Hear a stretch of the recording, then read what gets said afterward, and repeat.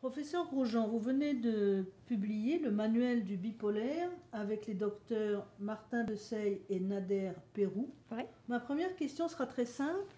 Bipolaire, le terme, ça vient d'où et ça veut dire quoi? Ah ben voilà, c'est tout le livre en fait.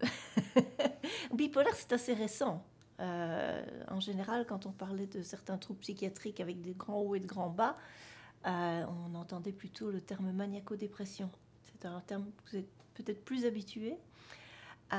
Et bipolaire, en fait, est apparu dans les années 80, quand avec l'évolution de la psychiatrie et les manuels de psychiatrie sous l'influence américaine qui ont commencé à envahir, j'ai envie de dire, nos vies professionnelles et nos vies tout court, le terme bipolaire a été utilisé à la place du terme maniaco-dépression. Alors, il y a beaucoup de choses là derrière. Ce terme maniaco-dépression a toute une histoire. Les troubles eux-mêmes bipolaires, des gens qui sont à certains moments pleins d'énergie et puis à d'autres complètement déprimés, sont des troubles qui ont existé tout le temps. Mais la manière évidemment de les identifier, de les nommer, de les traiter a changé. Dans les années 80, ce qui s'est passé, c'est qu'on a vu un changement ou une manière d'approcher la maladie mentale qui était plus d'inspiration psychanalytique, en tout cas dans nos pays, aux États-Unis aussi, et donc où on voyait les termes par exemple de névrose ou de psychose, la différence entre des personnes dont les symptômes étaient plutôt liés à des troubles où on sortait de la réalité, on perdait pied avec la réalité. Cette maladie maniaco-dépression, dans les années 80, les Américains et d'autres ont pensé « c'est trop lié à une théorie, à la théorie psychanalytique, on veut quelque chose de plus simple, on veut quelque chose qui va donner une idée du comportement qu'on peut décrire avec des symptômes, les relever, etc. Et on va appeler ça bipolaire, ce sont des gens qui ont des phases d'humeur qui sont tantôt très basses, tantôt très élevées. Donc en 80, c'est comme ça qu'on a substitué au terme maniaco-dépression le mot bipolaire. Mais évidemment, des hauts et des bas, il y en a toutes les sortes et toutes les formes. Et on s'est rendu compte de cela. Et dans la dénomination suivante du DSM, des classifications suivantes, on s'est dit, mais il y a des bipolaires 1, qui sont en fait les patients qui présentent des symptômes plus liés à ce qu'on appelait avant maniaco-dépression, c'est-à-dire des symptômes ou bien d'élation, avoir l'impression que tout vous sourit, que tout va très bien, de ne plus dormir, de ne plus manger, dépenser des sommes d'argent qu'on n'a pas, ou bien des phases dépressives très très importantes au point de ne plus manger du tout, non plus, de se laisser mourir de faim, d'avoir l'impression que son corps se décompose à l'intérieur du soi et le risque d'un suicide. Ces phases hauts et bas sont une extrême, c'est le bipolaire 1, et on va peut-être en parler plus tard, avec un traitement, une approche différente. Et puis, il y a les troubles d'humeur, où on est plus déprimé, à certains moments, on est en pleine forme, mais sans jamais que ça atteigne des niveaux de délire. Donc de perte de contrôle avec la réalité, de contact avec la réalité. Est-ce que vous diriez que le bipolaire 1 appartient au domaine des psychoses, donc appartient à la psychiatrie en gros, et le bipolaire 2 relèverait plus du domaine des névroses et serait plutôt donc soigné par des psychothérapies? Oui, oui, je veux dire, c'est une bonne question, une remarque. En effet, on pourrait se dire cela, particulièrement dans un monde où tout est classifié, réduit à des catégories, et où malheureusement maintenant les psychiatres en général ne sont plus que payés ou n'ont plus que le temps de prescrire des médicaments et de s'occuper de maladies plus sévères, entre guillemets, comme la psychose, et que les thérapeutes, psychologues, psychanalystes s'occupent d'autres choses. Mais c'est un réductionnisme délétère, j'ai envie de dire, comme tous les réductionnismes. Ce qui est clair, c'est que le côté maniaco-dépressif, le côté délirant, la perte de contact avec la réalité, fait que d'une part que les dangers de mourir, de suicide, les dangers de rouler à 190 à l'heure et d'avoir un accident sont plus importants, et aussi que la manière de traiter ces troubles bipolaires 1 à une maniaco-dépression doit avoir généralement et souvent pour toute la vie une approche médicamenteuse. Donc oui, une intervention de psychiatre, de médecin, de médicaments est requise dans ces cas-là. Mais le médicament, évidemment, seul ne va pas être suffisant.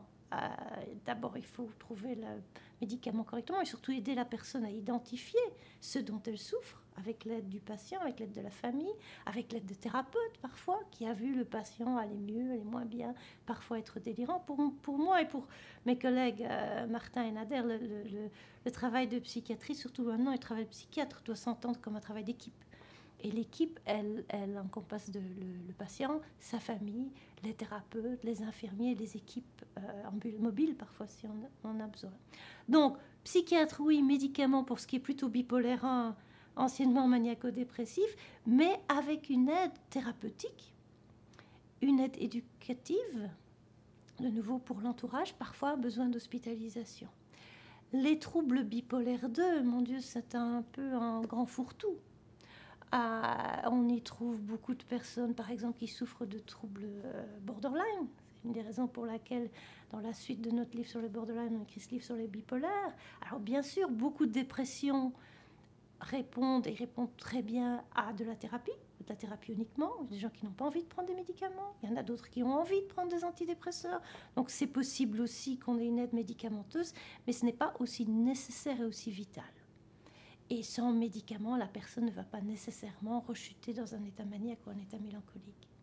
Professeur Grosjean, est-ce qu'on peut confondre dans le diagnostic, puisqu'on sait très bien que le diagnostic est la chose peut-être la plus importante en médecine et en particulier en psychiatrie, le bipolaire 1 et le bipolaire 2? Est-ce qu'une erreur de diagnostic est possible et envisageable? Alors oui, on peut les confondre, et c'est un des gros problèmes, parce qu'elles ne répondent pas de la même manière aux médicaments. Les médicaments qu'on peut donner, qui sont nécessaires dans un problème de bipolaire 1, s'ils sont donnés à quelqu'un qui a des troubles limites, des troubles dépressifs, mais sans troubles psychotiques, ce sont des médicaments qui ont quand même des effets secondaires importants, qui vont avoir à long terme parfois des effets dommageables sur le foie, sur les reins.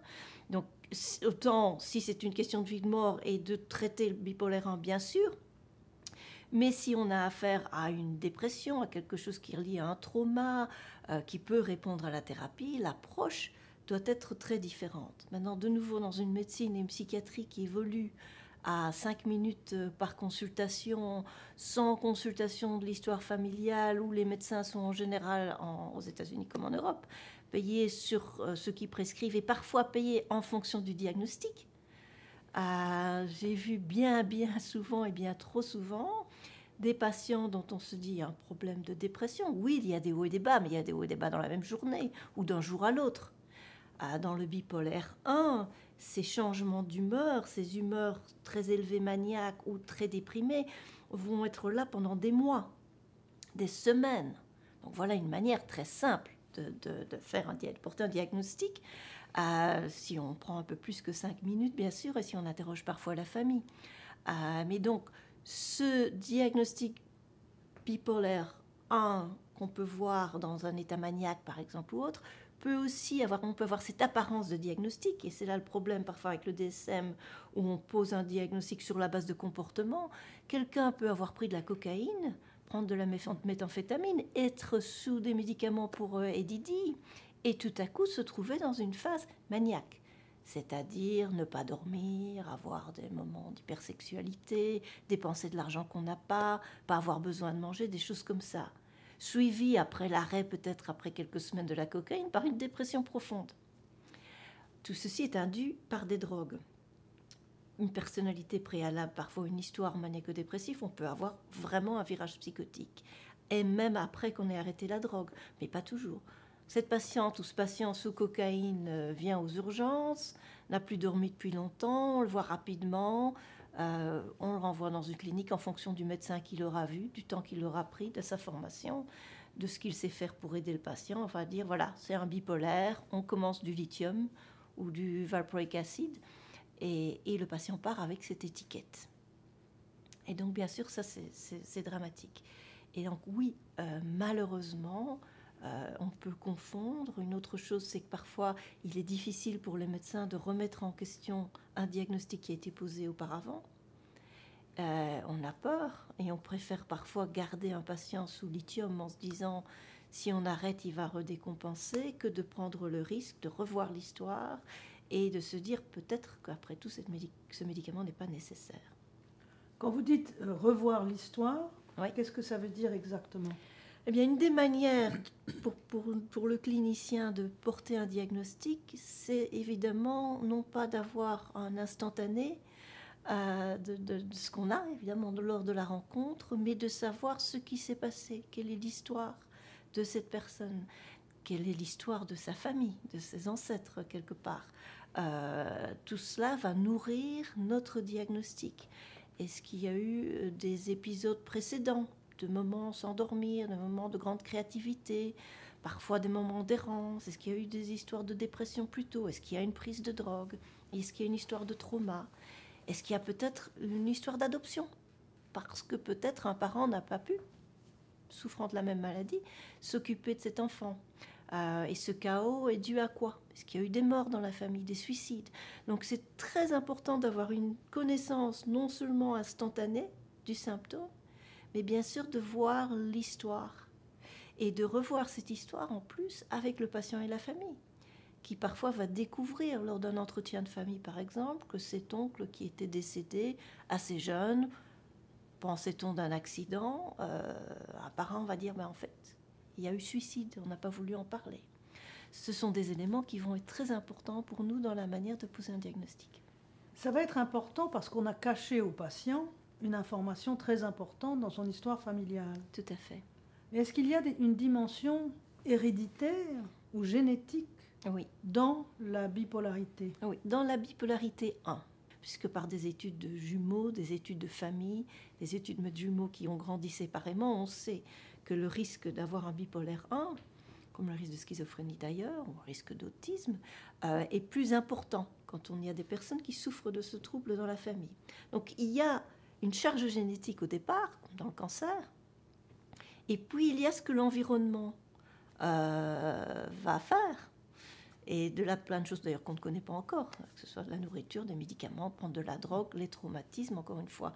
Et donc tout ça va peut-être créer l'apparition de certains symptômes, allant jusqu'à la psychose. Et ce qu'on sait, c'est que dans une histoire, quand on a dans une histoire familiale, si quelqu'un vient me trouver que dans l'histoire familiale, il y a eu des suicides, on va toujours faire attention, bien sûr, mais surtout si ce sont parfois des suicides inexpliqués, soudains, on se dit qu'il y a un risque plus important pour la personne qui souffre de cet épisode dépressif d'elle-même passer à l'acte suicidaire. Parce qu'il y a une composante, tout est biologique bien sûr, mais il y a une composante biologique héréditaire qui fait qu'on doit être d'autant plus attention. Donc on doit faire d'autant plus attention. Bien sûr, avec la dimension biologique, génétique, héréditaire, il y a aussi un problème, c'est un problème de pourcentage. Il y a beaucoup de gens dans des familles qui se sont suicidés, pour autant, tous leurs petits-enfants ne se suicident pas. Absolument, absolument. Et donc, c'est à la fois, je pense qu'il faut voir à la fois toutes les choses qui vont nous rendre plus vigilants et être prudents. Ça peut, par exemple, dans quelque chose de très pratique, faire une différence entre est-ce que je recommande une hospitalisation pour quelqu'un ou pas. Mais, comme vous le dites très bien, ce sont des pourcentages. Il est simplement important qu'on les connaisse pour prendre les décisions de nouveau de manière... ce qu'on veut faire, c'est que les choses soient les plus safe possibles, les plus sûres possibles. Et donc, c'est dans ce sens-là. Mais ce n'est certainement pas une condamnation à mort. Pas du tout. Ce sont des pourcentages faibles. Mais il est important de le savoir. Il est important de le savoir dans les deux sens. C'est pour ça, de nouveau, qu'on écrit un livre qui est à la destination. La destination, c'est le patient et c'est les familles. C'est de pouvoir mieux contrôler, mieux comprendre ce qui se passe, aussi avoir de l'espoir. Si vous avez ce souvenir vague de morts mystérieuses, de choses taboues dont on n'a jamais parlé et qui pèsent et qu'on ne peut pas les adresser, c'est beaucoup plus angoissant dans le long terme que d'avoir une discussion franche. D'abord, voilà, il y a les risques. Par exemple, quand je dirais à quelqu'un, je ne recommande de toute façon pas de prendre de la cocaïne, mais là vraiment il y aura un danger d'autant plus important. Il est important de faire attention au sommeil, parce que ne pas dormir pendant plusieurs nuits peut créer un épisode maniaque. Donc il y a tout un travail de prévention, d'éducation qui pourra se faire de manière d'autant plus utile.